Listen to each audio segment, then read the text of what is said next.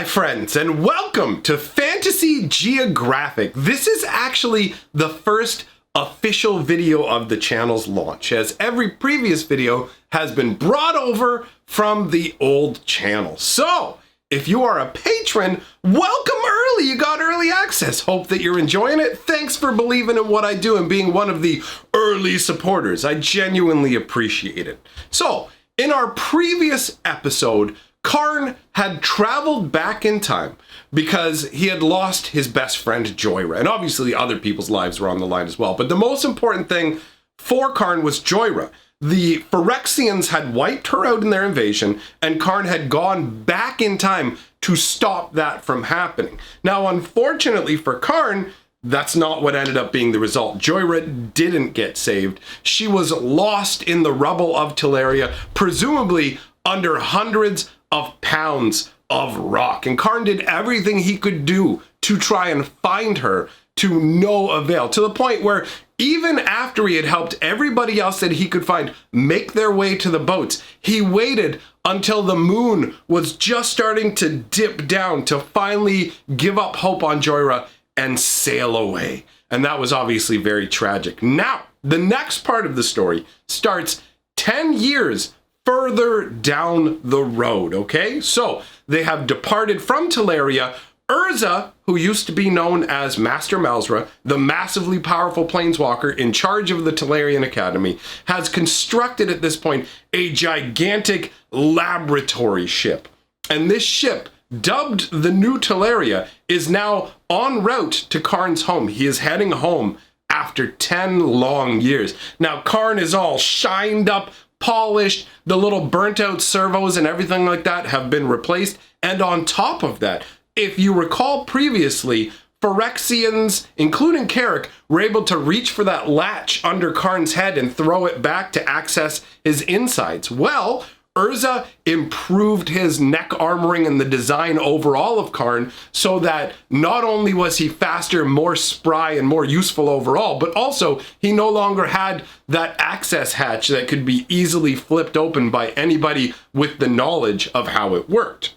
So Karn is physically improved, but mentally he is in great suffering, all right? As they head to the Isle of Talaria, to Karn's eyes, the isle itself, Talaria, is a dull, inert rock. All around it, the air, the sea, vibrant with life. But the island itself is dull and just lifeless. Now, Barrin can see Karn musing over, just kind of standing over at the edge of the boat. Barrin comes up and says, "Karn, you look troubled. Like, what's going on with you? This is a joyous day. We are returning to Talaria. We're like, this is a big triumph for us." And Karn turns around and says, what about all the students that were lost? We lost Joyra and so many others. Have you forgotten about them? Like, how can you be so happy? And Barrin says, you know, essentially the equivalent of time heals all wounds, right? But for Karn, that's not the case. He can't feel that. Karn is a gigantic silver golem. Yes, he has an emotional and intelligence cortex, which allows him to think like a living being and feel like a living being. But unfortunately, and this is what Barrin is able to sort out from talking to Karn, that because he is a metal construct, like human flesh heals, time heals wounds, but it doesn't work the same way for a being made of metal. So for Karn, the memories are as fresh and immediate to him as the day this all happened. There wasn't a single night for the last 10 years where Karn didn't think about Joyra and the loss at the Isle of Talaria. So for him, he's essentially heading back to a tomb, right? Now, Barrin is very kind. Over the last 10 years, essentially Karn has gone by the wayside. Remember, he's a golem designed to travel back through time. But what happened in the previous episode? The time machine exploded. There is no more time machine, and Urza has abandoned that method of trying to take down Talaria. So now you have a time-traveling golem without any time-traveling magic or research. So Karn had been relegated to essentially being a pack animal, a beast of burden, the kind of tasks that are well suited to a construct that doesn't have emotions or a functioning mind. It can just do repetitive tasks. But Barrin, unlike Urza, who basically was just like, okay, this is a toy I'm no longer playing with. That's the way Urza operates. He's quick to abandon previous ideas, and that's what Karn was. And Karn, in some ways, was an emblem of his failure as well. So Urza essentially just avoided Karn as much as possible for those 10 years. But Barrin, feeling more fatherly towards Karn and always being, like, from the get-go, Barrin cared about Karn's feelings and treated him like a living being and tried to insist Urza did the same. So Barrin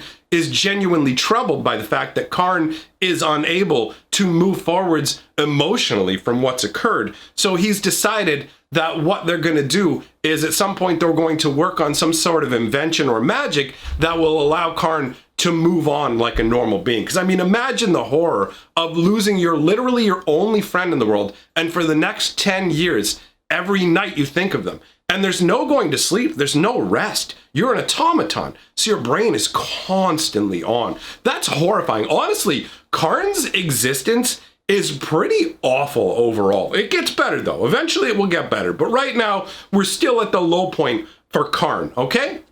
But the rest of the boat, this gigantic ship, the new Talaria that Urza has retrofitted, I mean, this boat is gilded and golden. It's the complete opposite. Basically, Karn sailed off with a handful of the survivors of Talaria on a boat that was leaking and destroyed, and he's returning at the prow of a beautiful, sleek, like gilded, rich, powerful vessel that's full of magical experimentations. For the last 8 years, they had been sailing the seas, doing all kinds of magic experiments, preparing for this return to Talaria. Now, there are new individuals who have been brought into the crew, but the crew is also made up of older individuals who were originally part of Talaria. Now, they're all excited. They have that kind of excited youth energy where they can't wait to strike out and retake Talaria for Urza. So they make their landing, the students all scurrying off the sides of the ships like insects, bringing the ropes, untying it off, set out the gangplank,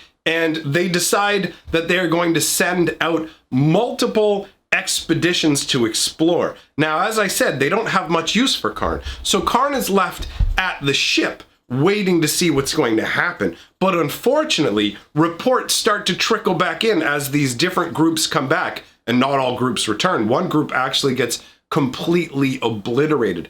There are untold dangers on the island. One of the most relevant threats are these time rifts, okay? And these time rifts can either be super slow, super fast, some can be mild, but if you stumble into a time rift that is not mild, it will pull your body apart, okay? One of the expeditions has a student get partially stuck in one of those. It just leads to a whole bunch of horror for the people involved, right? So every single group that went out comes back with fewer people. One of the groups doesn't return at all. The original plan was to set up a great feast kind of on the beach of the Isle of Talaria and celebrate their return, right? At night, after they did their expeditions, everyone's going to come back and they're going to have a big celebratory feast. Now, unfortunately, that basically turns into the food is ashes in your mouth scenario, as everybody has that gloomy kind of air of, okay, like this isn't the triumphant return we thought it was going to be. We've already lost a number of our friends, which is terrifying, right? Now, out of nowhere, when the feast is about midway through, this very tanned and wiry, almost feral looking woman just comes out of the bushes and confidently walks up the gangplank and starts to berate Urza and Barrin. Now, Barrin stands up, his mouth just hanging wide, but nobody is more surprised or pleased than Karn when he realizes it's Jhoira. He blurts out her name. Joyra, his friend, somehow managed to survive 10 years, 10 full years on the Isle of Talaria. She is the only survivor, although that is a technicality we will get into later on. But essentially, she is the only free survivor of Talaria, the whole thing. She started out with some other friends that she lost along the way, and we will cover that in the Joyra lore videos because it's intense. You will feel very bad for Jhoira. So suffice it to say, she is very livid with Urza and Barrin. In fact, she doesn't even acknowledge Karn at first, as she's just ripping into them, talking about how essentially they've left these children of fury behind and they are going to collect their due. So Jhoira is welcomed back, but she is mistrustful and angry at Barrin and Urza. However, with Karn, it's almost like the 10 years didn't exist. They resumed their easy friendship, talking late into the night, skipping stones across the water, and Jhoira went into depth, telling Karn all about the different things that went wrong and some of the joys that she found as well. You know, so for Karn, this is just a moment of pure joy, right? It totally, for a moment at least, pushes aside the horror of the day, because now all of a sudden he doesn't have to feel the same level of guilt. Yes, Jhoira got left behind, but now by going back in time, that means Karn actually managed to save her, and she means the world to him, right? So the next day comes, and at this point they decide they're going to send out a procession with more experienced individuals. So they're going to send out Barrin, they're going to bring out Urza, they're going to bring out Karn, although Karn admittedly is brought out as a beast of burden. He's there just because he can carry the burden of 10 men. Urza himself is also able to carry insane amounts. As a godlike powered planeswalker, carrying a bunch of stuff, he shows no exertion whatsoever. So Jhoira leads this expedition out because she intimately understands the island, and also she wants to ensure that Urza and Barrin see the results of their manipulations, what they've done, right? Because at this point, out of all the people on Talaria, there's only 4 people who know that Urza and Barrin were tampering with time, right? Urza, Barrin, Joyra, and Karn are the only ones who know about the temporal experiments. So all the students aren't aware of just the level of blame that Urza and Barrin, especially Urza, bear for what happened. So Jhoira basically leads the procession. She reaches the first area she wants to take them to, and she calls Karn to the forefront. Like, come up here, Karn. I want to show you one of these slow time rifts. Now, this is an extreme slow time rift where essentially only 10 days worth of time have passed within that slow time zone. So it's been 10 years, but only 10 days have passed. So for the last 7 years, this part was still on fire. And then like 2 or 3 years ago, it was just smoking. Now it's essentially this just gigantic stale water pond where you can see there are little flies flying above the murky water and fish that are leaping up to eat them. But this is all caught in super slow motion, right? And this is just one of the areas, and in all honesty, nothing compared to some of the horrors that wait. So she calls them up, shows them this first area, and then basically at this point, Karn is lamenting to her about how he was specific. I was like, I was created for time travel, and we're not doing time travel anymore. Her talking about the time effects of this basically reminds Karn that he's essentially useless. And Joyra rests a hand on his shoulder and says, "You're not useless, my friend. I have use of you. Now let's continue on the journey. I have more to show you," right? So at this point, she takes them to what's known as the Hive. And the Hive is an insane fast time zone where time goes rapidly, like just crazy fast. This area is somewhat trapped in a shadowed environs, so it has all these little scrubby plants that are growing up in darkness because they barely get enough life. But there's entire civilizations that are forming and melting before everybody's eyes as they stand there. They stood there and walking, like even traveling past the area. It took an entire hour of real time to travel by the fast time zone, right? And in this time, they're watching entire like villages and civilizations build up and then melt away almost in the blink of an eye. So the individuals that are trapped inside this rift were students from the original Talarian Academy, but the time rift is so strong, they can't escape it. And they've been in there creating generation after generation after generation. Basically, in the hive, 5 generations of people a year are born, live, and their lives end. And from the perspective of the denizens of the hive, the people who live in there, everybody outside of it, Joyra, Urza, everybody, they appear as statues. Statues that kind of slowly shift, right? Like, but whenever someone will go and look at them from the inside, they look like statues. And they can hear the voices of the people outside as well. They can hear Urza and Karn and everyone talking, but it comes through as this low, garbled, almost melodic, like think like a whale song. If you've ever heard whale songs coming through like the water, it's like that to the denizens of the hive, right? So that is another example of what these time zones can do. Now, after showing them the horrors of slow and fast time zones, at this point, she decides that, you know what, there's a destination I'm taking to further, like that's further down the line, but we're going to stop in Paradise first.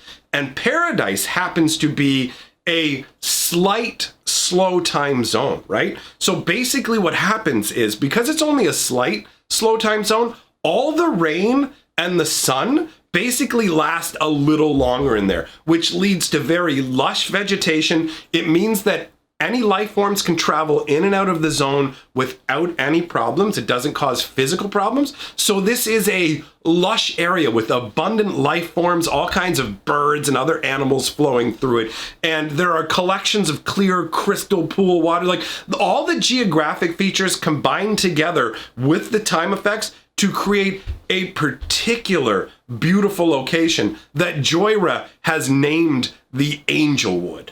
And actually one of the students says to her, like, why don't you live here? Why isn't this your home? And it's very telling that Jhoira responds to him saying, you can't live in paradise. It's interesting to show her mindset, right? Like Jhoira has been unwound by this entire experience, but we're not going to get into that here, right? We're going to focus on talking about Karn's journey. So they basically rest in Angelwood for a while. Even one of the students made a quickly scrawled rudimentary map so that they could go back there on their free time. Completely understandable considering all the horrors that Talaria has, right? So they leave the Angelwood and they start to head to the remnants of old Talaria. Now, the old Talaria has a slow time zone around the entire thing that actually has a shimmering physical effect you can visually see around it. And all of the buildings that were destroyed, they're gone, but there are little markings. You can see the little pathways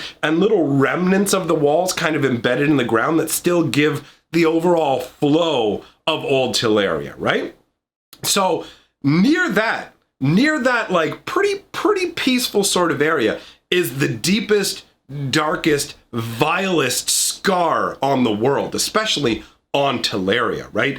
This is a super fast time zone. Jhoira stops him there, motions Karn up, and explains to him that essentially down inside there is a savage fortress. She warns everybody else to stay back from the rift because on occasion she's actually seen harpoons fire their way out of this deep, dark crevasse and spear passing by elk or other creatures and drag them down into the crevasse. And deep inside that crevasse, in ultra fast time in the fortress, is actually Carrick, the original Phyrexian that caused the invasion of Talaria. He's down there, along with new Phyrexian armies that he's growing. But remember, this is a fast time zone. Remember what I said about the other time zone where it would be 5 generations within like a short span? That's the same kind of scenario where Carrick is down there creating wave after wave of Phyrexians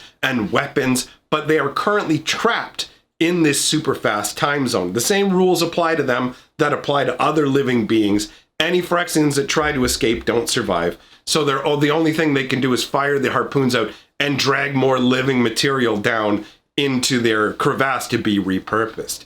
So Talaria is ruined and the stain of Phyrexia is still on the island, right? Now at this point, Karn feels renewed hope because this time rift, like his physical body is silver. He was designed to resist the rigors of time travel. This might just be his new purpose. So this is the first time that Karn has felt hope in the last 10 years. His best friend is back with him. He may have a new purpose to life. These things are important for living beings. Feeling like you have no purpose is incredibly demotivational. So this is a really big deal for Karn, right? So, like Karn is saying, send me in there. Let me at him, chief. Let me at him. And we actually see a moment of growth from Urza where he says, look, you were like, basically, you're acting like me when I first went to invade Phyrexia. And I made a huge mistake that just led to more foes being spread even further. It's best not to create further foes in that manner. So basically, he tells Karn, no, you're not going to head down there now. We'll worry about this in the future. For now, we need to reestablish like a research academy here on Talaria. That's priority number one, okay?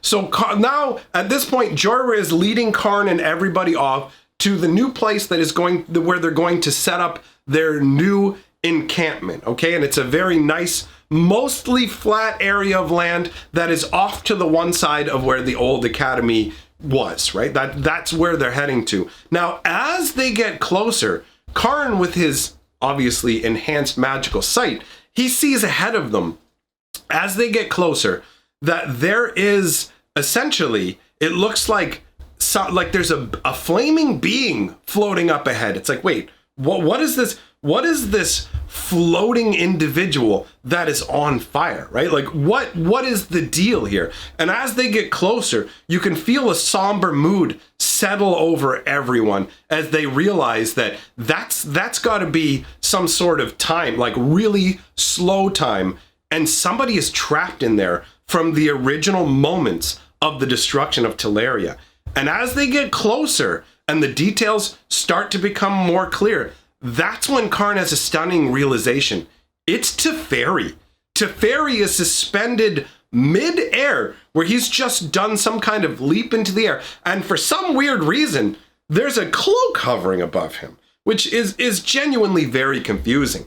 So at this point on their journey, Joyra stops at this essentially like this Teferi frozen in time. This is the biggest slow time zone in all of existence on the island. There is no bigger slow time zone. Teferi is trapped in a situation where the Talarian Academy is still being destroyed, and he's on fire in the initial flames. Now, the cloak that's suspended above him, Jhoira explains that she found him, and she thought of everything she could do, and the only thing she could think to do was to take a heavy cloak, soak it in water, and throw it into the air so it would slowly settle upon him. Because once the cloak enters, non-living materials can move into these time zones with relative ease, right? So the cloak goes into the time zone and this time rift, and it's going to like land on Teferi and put the flames out. But the real problem, Joyra says, is in about 10 years, based on the time that it's taking,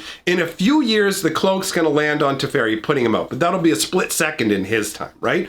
And then in another second, Teferi's going to look up and he's going to see all the area around the time rift that he's in, and he's going to move towards it.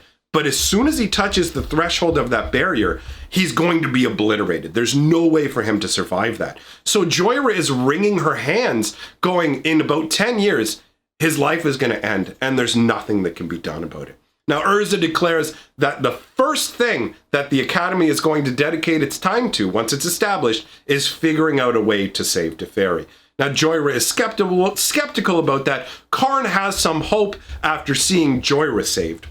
And then basically, they settle in to a long period of setting up a permanent sort of building like style encampment, right? They're living rough at an encampment set up on the island and combined on the ship. So they spend a number of months like where Karn is just used as a beast of burden. He's flattening earth, he's lifting huge rocks, like he is just used for manual labor. And we move that way for months and months until everybody on the island are essentially tanned and wiry from living on the island the same way that Jhoira is, right?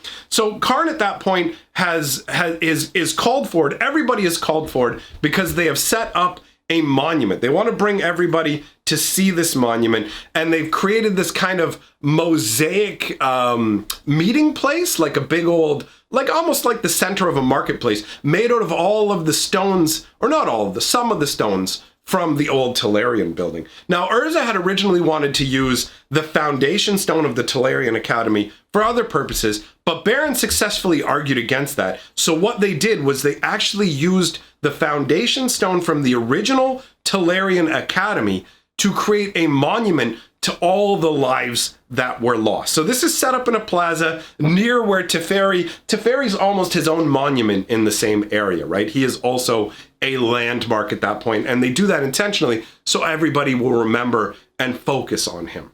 So they go to this plaza, they've taken the stone that was originally set out, obviously had to use Karn's strength to move it, and it has the date that the Talarian Academy was founded, right? So it says Talarian, like Academy Talaria, 3285 AR. And that is, you know how we have BC and AD for our year system?